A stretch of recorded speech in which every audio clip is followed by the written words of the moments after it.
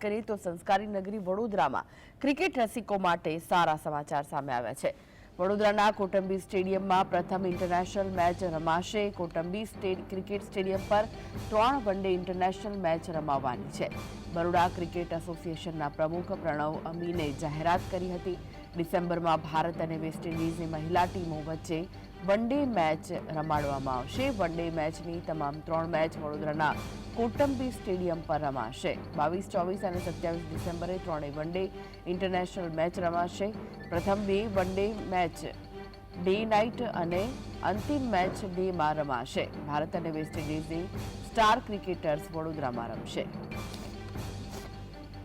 તો વડોદરાના ક્રિકેટ રસિકો માટે સારા સમાચાર।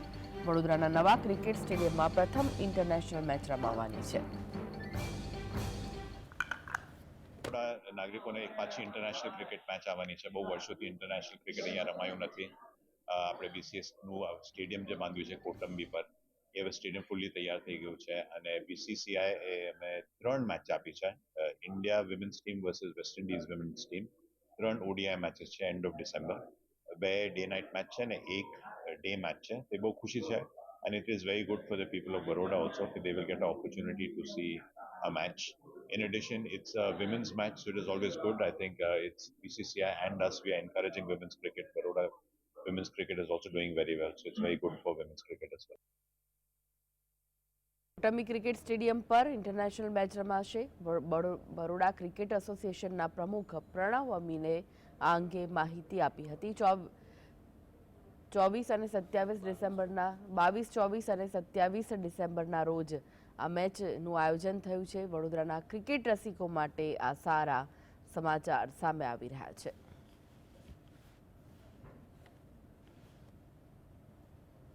તો આ વિશે વધુ માહિતી માટે જોડાઈ ગયા છે સ્ટુડિયોથી સહયોગી અનિલ પટેલ। અનિલ, વડોદરાના ઇન્ટરનેશનલ જે સ્ટેડિયમ છે ત્યાં ઇન્ટરનેશનલ મેચ રમાવાની છે, શું વિગતો?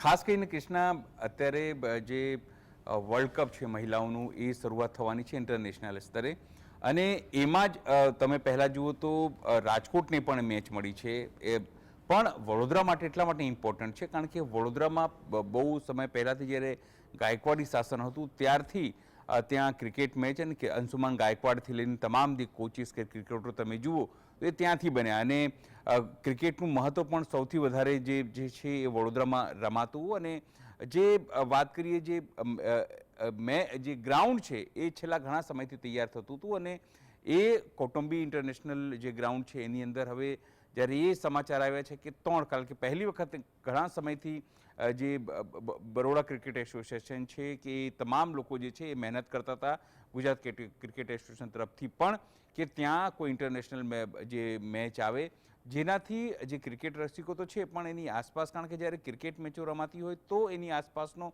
આર્થિક રીતે અને જે સ્ટેટસ છે એ કોઈ પણ શહેરનું વધતું હોય છે, અને એટલા માટે જ જ્યારે 22 તારીખે, 24 તારીખે અને 27 તારીખે આ 3 દિવસો જે છે એ પસંદ કરાય છે જે ક્રિકેટ મેચ ભારત અને વેસ્ટ ઇન્ડિઝ જે વચ્ચે મેચ રમાશે। એ સિવાય હવે જ્યારે શરૂ થશે, કારણ કે અમદાવાદ અત્યાર સુધી સૌથી મોખરે હતું, કોઈ પણ ઇન્ટરનેશનલ કક્ષાની મેચ થાય તો અમદાવાદ જે છે એ બધાના કેન્દ્ર ઉપર હતું। નરેન્દ્ર મોદી સ્ટેડિયમ એના માટે ફેમસ હતું, એના માટે બનાવવામાં આવ્યા હતા, પણ એ પછી રાજકોટ સ્ટેડિયમની વાત કરીએ કે બરોડા સ્ટેડિયમની વાત કરીએ, એ ત્યાં એની જે ચમક છે થોડી ઝાંખી પડતી હતી, પણ હવે જ્યારે ત્યાં પણ આવી ઇન્ટરનેશનલ લેવલની મેચો રમાશે તો એક તો જે બરોડા છે એ પણ વિશ્વ ફલક ઉપર સામે આવશે। ભારતીય જે સ્ટેડિયમો છે એના કમ્પેરિઝનમાં કેવી વ્યવસ્થા છે, શું વ્યવસ્થા છે, દર્શકોને લાવવા લઈ જવા માટે એને કેવો કમ્ફર્ટ છે, એટલે એકથી વધારે ક્રિકેટ સ્ટેડિયમ છે એ ગુજરાતની અંદર જો ડેવલપ થતા હોય તો સ્વાભાવિક છે